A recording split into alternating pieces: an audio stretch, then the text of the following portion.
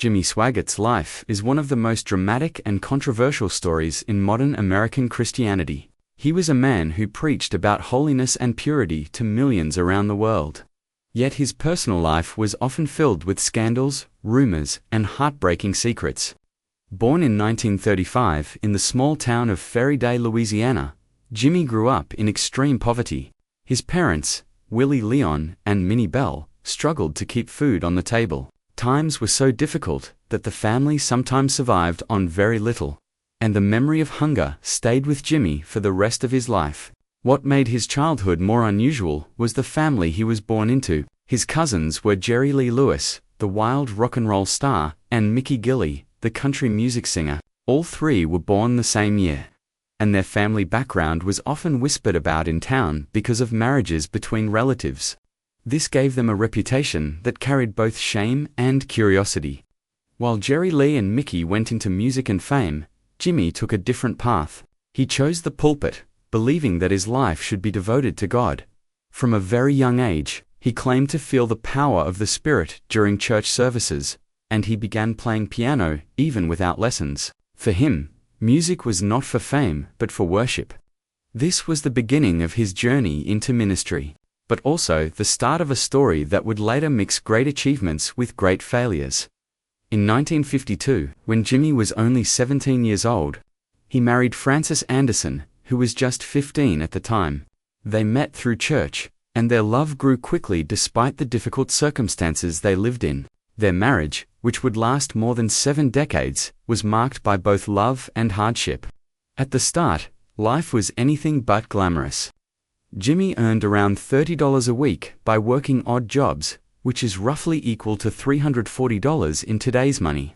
They often lived in poor conditions basements, borrowed houses, and cheap motels while trying to raise their son Donnie, who was born in 1954. Donnie was weak and sick at birth, and doctors feared he might not survive, but he eventually grew stronger.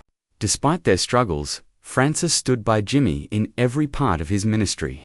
She managed their small finances, encouraged him to continue preaching, and later helped run the growing church empire, while his cousin Jerry Lee Lewis was making thousands of dollars a week through Sun Records. Jimmy refused to chase fame and money through music. Instead, he chose the path of faith, often traveling to preach at small gatherings with very little reward. He bought a second-hand piano for $15, which became a symbol of his devotion to spreading the gospel. These early years were filled with sacrifice, hunger, and debt, but they also laid the foundation for the empire Jimmy would later build. His dedication made him a respected young preacher, but it also planted the seeds of ambition that would grow into something far more complicated in the decades ahead. Jimmy Swaggart's life story is both inspiring and tragic, a mixture of faith, ambition, and human weakness.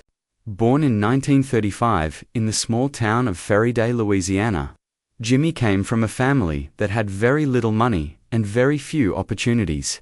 His parents, Willie Leon and Minnie Bell, worked hard but could never escape poverty. At times, they struggled to put food on the table, and Jimmy often remembered those hungry days, even after he became rich and famous. What made his family especially unique was their connection to music. His cousins were Jerry Lee Lewis, who would later become one of rock and roll's most controversial stars, and Mickey Gilley, who became a popular country singer. The three boys were all born in the same year and grew up together. Though their family background was unusual and sometimes judged by outsiders because of inter-family marriages, while Jerry Lee chased fame through wild piano performances and Mickey followed the path of country music, Jimmy made a different decision. He chose to dedicate himself to God, becoming a preacher at a very young age. From the moment he first touched a piano, he believed his gift should be used for worship, not for bars or concert halls.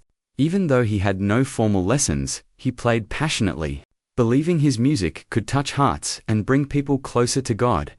This early devotion shaped his future and led him to build one of the biggest televangelism empires in America.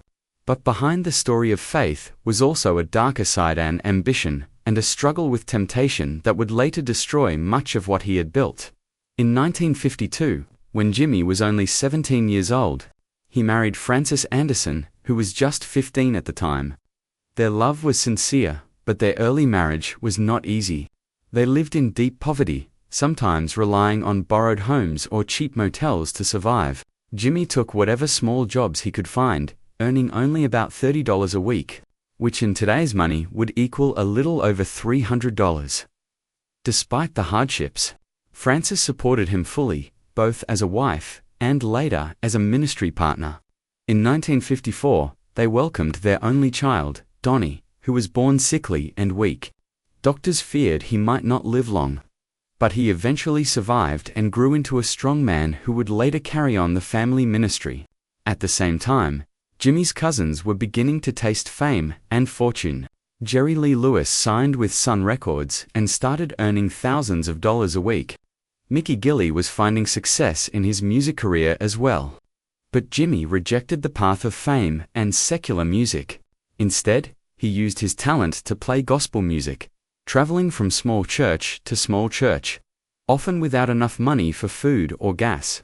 His determination was fueled by the belief that he had a calling from God to preach and sing. In those days, he bought a used piano for $15 and carried it with him wherever he could, using it as both a spiritual and financial tool to survive. Those sacrifices shaped not only his faith, but also his ambition. Frances often held the family together during these hard years, and her loyalty would remain even as Jimmy later faced scandals that shocked the world. By the early 1960s, Jimmy's dedication began to pay off. He started recording gospel music and preaching at revivals across the South. His fiery preaching style and emotional piano playing set him apart from other ministers. People were drawn to his energy and his ability to connect scripture with everyday struggles. His ministry grew slowly but steadily, with Frances by his side, helping manage finances and outreach. In 1961, Jimmy was ordained as a minister in the Assemblies of God, one of the largest Pentecostal denominations in the country. This gave him legitimacy and opened doors for wider preaching opportunities. Unlike many preachers who stayed within one church, Jimmy used radio as a way to reach more people. By 1969, he launched the Camp Meeting Hour, a daily radio program that spread his sermons and music far beyond Louisiana. This was the first major step in turning him into a household name. In the 1970s, Jimmy embraced television and his program, the Jimmy Swaggart telecast, began airing nationally. Soon, millions of viewers were tuning in every week to watch him preach and sing. His ministry expanded into Bible schools, crusades, and massive fundraising operations. At its peak, his telecast reached more than 100 countries, making him one of the most recognized televangelists in the world. His style was emotional and dramatic. He often wept during sermons and spoke with a passion that made people feel he was truly touched by God. This authenticity drew massive crowds and financial support.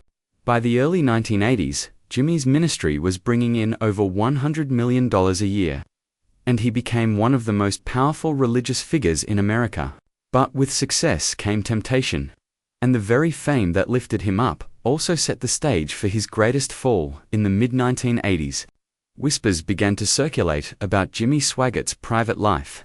At first, these were brushed aside as attacks from enemies of the church, but soon the rumors became impossible to ignore. The biggest blow came in 1988, when rival evangelist Marvin Gorman exposed Jimmy for visiting a prostitute in New Orleans. The news spread like wildfire, shocking millions of his followers who had believed in his message of holiness and purity. Jimmy tearfully confessed on television, declaring, "I have sinned against you, my Lord." That moment became one of the most famous and infamous scenes in televangelism history. For many, it was a heartbreaking reminder that even powerful preachers were not immune to temptation. But for others, it was proof that Jimmy had been a hypocrite all along. His church temporarily removed him from preaching, but his ministry continued to operate, relying on the loyalty of those who forgave him. However, the damage was done. Donations began to fall, his reputation was tarnished, and the press relentlessly covered his every move. The Assemblies of God, his denomination, suspended him from ministry for 2 years. But Jimmy defied them and returned to preaching within months, claiming that God had called him back. This act of defiance caused many church leaders to distance themselves from him, and he was eventually expelled from the Assemblies of God. Though his television program continued, his influence began to shrink. The scandal marked the beginning of a downward spiral that would haunt him for the rest of his life.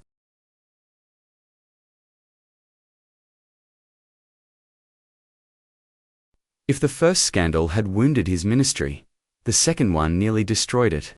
In 1991, Jimmy was once again caught with a prostitute, this time in a hotel in California. When reporters confronted him, his response was chilling. "The Lord told me, it's none of your business." That statement shocked even his most loyal followers, who had expected another tearful confession. Instead, Jimmy appeared defiant, almost arrogant, as if he believed he was above accountability. The scandal ruined much of the goodwill he had regained after his first confession. Attendance at his church dropped sharply, donations collapsed, and his television audience shrank. Once considered America's most powerful televangelist, he was now a symbol of hypocrisy and fallen leadership. Other televangelists like Jim Swaggart had also faced scandals during this period, and together they damaged the image of religious broadcasting across the country. For Jimmy, the second scandal was devastating because it confirmed what many had feared, that his private sins were not just a one-time mistake, but an ongoing pattern. His marriage to Frances survived, but the strain was obvious. She stood by him publicly, but many wondered how much pain she had endured in private. The family name, once associated with revival and gospel music, now carried the weight of disgrace. Even so, Jimmy refused to quit. He continued to preach at his family worship center in Baton Rouge, and kept broadcasting on a smaller scale. But the empire he had built through decades of work was never the same again. As the 1990s turned into the 1890s, Jimmy's ministry operated on a much smaller scale. He still had loyal followers, but the days of stadium crusades and worldwide broadcasts were gone. Financial struggles became more obvious. The IRS investigated his ministry for tax issues, and though he avoided major legal consequences, the reports hurt his credibility. Meanwhile, other televangelists like Joel Osteen and T.D. Jakes rose to prominence, capturing the audiences Jimmy once held. His son Donnie and grandson Gabriel began taking more active roles in the ministry, trying to keep the family legacy alive. Donnie became a preacher and singer like his father, while Gabriel represented a younger generation of leadership. Still, the shadow of Jimmy's scandals lingered. The family tried to rebuild the ministry through new television networks, online broadcasts, and Bible colleges, but it never regained its former glory. At one point, the ministry was said to be making only a fraction of the income it had once enjoyed. Many believed Jimmy should have stepped aside and let the younger generation lead completely. But his desire to remain in the pulpit kept him in the spotlight even in his later years. The empire he once built with passion and fire had become a smaller, quieter operation, remembered more for scandal than for sermons. In recent years, as Jimmy grew older and his health declined, his family became more open about the struggles they had faced. After his death, family members confirmed what many had long suspected, that his empire had been built not only on faith but also on secrets, shame, and deep personal failures. They admitted that the scandals were not isolated events, but part of a painful pattern that had haunted their family for decades. While they tried to honor his contributions to gospel music and preaching, they also acknowledged the heavy cost of his sins. Frances, who had stood by his side for over